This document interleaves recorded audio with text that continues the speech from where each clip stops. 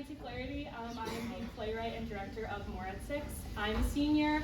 I basically spent the last 4 years doing a lot of stuff for like press relations and working in student media. And so then I returned to my roots as a high school theater kid, and I took playwriting with Professor John Schneider. And so then I decided to write this play, kind of based on local news and the absurdity of some situations of comedy. So I hope you all enjoy. Thanks.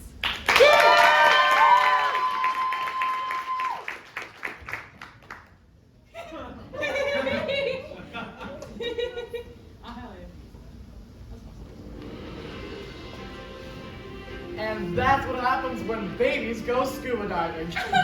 What a talented bunch of tots. You bet, Brent. Pretty sure my kids can barely blow bubbles at that age. Good one, Susan. Well, stick with us. We're going to be diving into the situation developing on the corner of 12th and Broadway. Turtles crossing the street. Are they friend or foe? Right after this break.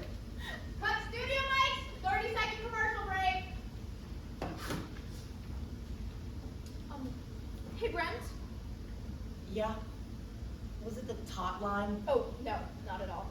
Back in 10, 9, 8, I just thought you should 6, know. 5, the producer 4, is fucking your wife. 3, you married. Welcome back to Sunshine 6 in Saratoga. I'm your host, Susan Short. And I'm Susan's co-host, Brent Brillard. Tonight, a crowd is gathered at the corner of 12th and Broadway in downtown Saratoga, where a freshwater turtle crossing the road has caused a 4-car pileup with 2 fender benders. Our downtown correspondent, Greta Garish, is there now. Greta, we're getting reports that some are calling for the turtle to be put under citizen's arrest. Can you offer our viewers a clear picture of this gripping scene? Camera cut to Greta, you infidelity. Back in 2 minutes. I'm sorry, what did you say to me before? You know, I'm all for clarification, but I don't believe I could have been any clearer. The producer of our show is having an affair with my wife? I've said fucking, but sure. It's the same thing, Susan. An affair offers mystique. An affair says leaving notes in the classifieds with, and an affair says showing up to the same bar 2 towns over and greeting each other with names from a Tolstoy novel. No, this is not. This is not glamorous. The producer is fucking your wife. How in the world did you find this out? Oh, I saw them. Like, caught them right in the act. Walked into the janitor's closet at Motel 6 downtown. 2nd floor, did not know it was occupied. Motel 6? Why were you at Motel 6? Investigative journalism. I thought I was going to find the president of the janitor union that went missing 3 days ago in that closet. Still haven't found the poor bastard. The mob thinks the union thinks the mob drowned him. Oh my god. Don't worry about the mob. You have much smaller things to be concerned about, like the producer. Coming back to instability in 5, 4, 3. Thank you for that gripping image of the downtown scene, Greta. For those just tuning in, we'll be offering minute-by-minute updates on the car crash turned riot breaking out at the corner of 12th and Broadway. It seems that the attempt to make a citizen's arrest on the freshwater turtle was unsuccessful and has led to physical fights between community members of downtown Saratoga. Well, we wait for Greta to confirm the identities of the catalyst behind the fight. We want to let the viewers at home know that a plastic laundry basket has been placed over the freshwater turtle as to avoid harm during the physical fights breaking out. What does this mean for those driving home from work? We take you to Mohammed Murad, a real-time traffic reporter, who's been dispatched to the only highway running through Saratoga. Mohammed, what can our friends stuck in rush hour expect? Cut to Mohammed, cue reality. Back in 2. Where were we? Oh, I was telling you. No, I remember that. Figured. So, I found them in the closet, and I had already hauled all my camera equipment to interview the dead janitor's corpse. So, I just interviewed them instead. What? I'm a journalist. I interview people. What did they even say to you? Well, they spoke to me on the condition of anonymity, but I couldn't just not tell you, even if I am breaking a journalistic integrity right now by detailing my sources. Well, thank God for your moral code. Why would you thank God for that? I'm breaking it. What did they tell you? I got the timeline. It's been going on for 3 weeks. They meet every Tuesday, twice on Sundays, like clockwork. You've never seen fucking this efficient. On Sundays? He goes to confession in between. Don't worry, he hasn't converted her. They just fuck. Oh my God. We're back from the grieving process in 5, 4, 3. And that was Mohammed Murad with our traffic report. I'm telling you, Susan, if we get another pilot this weekend, Mohammed is going to go from segment reporter to having his own time slot. And he can have my seat. That way I can already be home before the traffic jam wrecks my commute.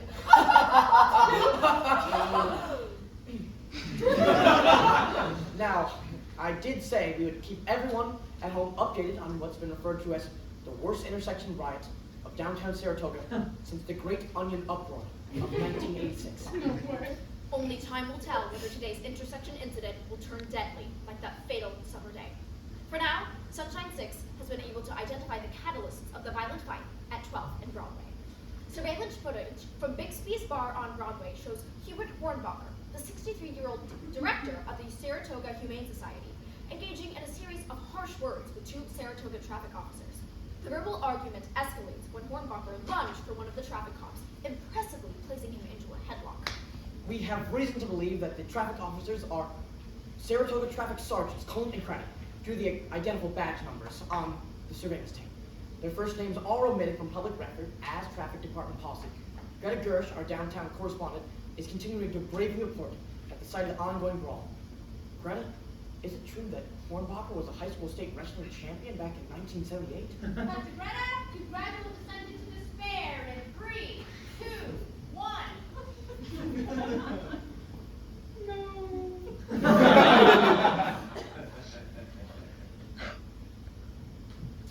If it makes you feel better, this kind of thing happens more than you think.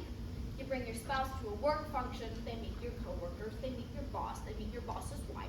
They shamelessly flirt at the punch bowl, and when you drive home, it's all, "No, honey, I didn't notice her bosom spilling out of her red V-neck sweater." It's like open season for a seducer, Brent. And in your case, producers are seducers. Did your husband ever...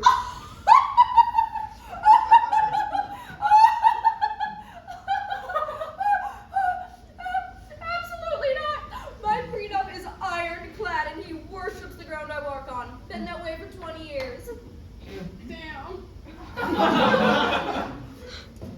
Brent, your wife has always been so pure and gullible. She probably thinks that the producer is head over heels in love with her. She was seduced. She was manipulated. You can't blame yourself. Our wedding anniversary is in 2 months, you know? We just celebrated Valentine's Day. She just bought me new cufflinks from Harold's. Her initials on the left, and mine on the right, because I'm her right-hand man. No. Harold's has a return policy. What about my wife? I don't think they'd take her. We're cutting better early, get ready! We're back from marital anguish in 5, 4, 3. Thank you. Sunshine 6 in Saratoga is making a decision to remove our downtown correspondent to a safe distance, and she'll convey the scene from an undisclosed location for physical safety. Her brave reporting ensures that Sunshine 6 has the exclusive.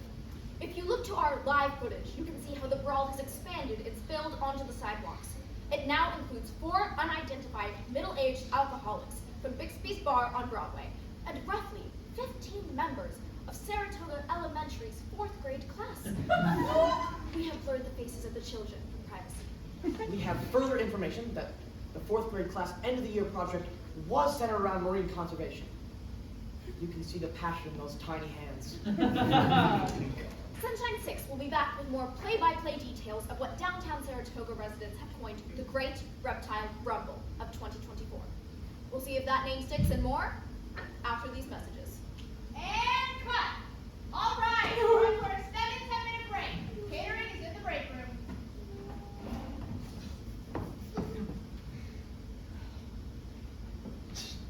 You and I both know that if you don't move in the next few seconds, your tuna niçoise salad sandwich is going to be swiped by the prompter guy. What's the point? I eat the tuna niçoise salad sandwich, and my wife still slept with the producer. I sit back down, I report the riot, and my wife still slept with another man. I leave work, I get in my car, and my wife still fucked the producer. Yes, that is kind of how past events work. I would give anything to go back to 10 minutes ago before you told me. To live in ignorance. We're newsmen, Brent. We don't get to pick and choose the truth when it arrives. How could she do this to me? Like I said, she was seduced. She was manipulated. She's always been too pure, Brent. She's not. I think she knew exactly what she's doing. An affair is not just something that happens in a happy marriage. It's a choice. I suppose. I think you are wrong. About what? The mob? No, they definitely killed the head of the Janitors Union. I'm saying you were wrong when you said that the producer is fucking your wife. I was there, Brent. I saw fucking. No. This isn't about sexual positions. It's about infidelity. The producer isn't seeing anyone. He's been single for what? A decade? His only marriage has been to his work. His wife has been, my wife, together with me for 5 years. We made vows of fidelity. The producer is not fucking my wife. My wife is fucking the producer.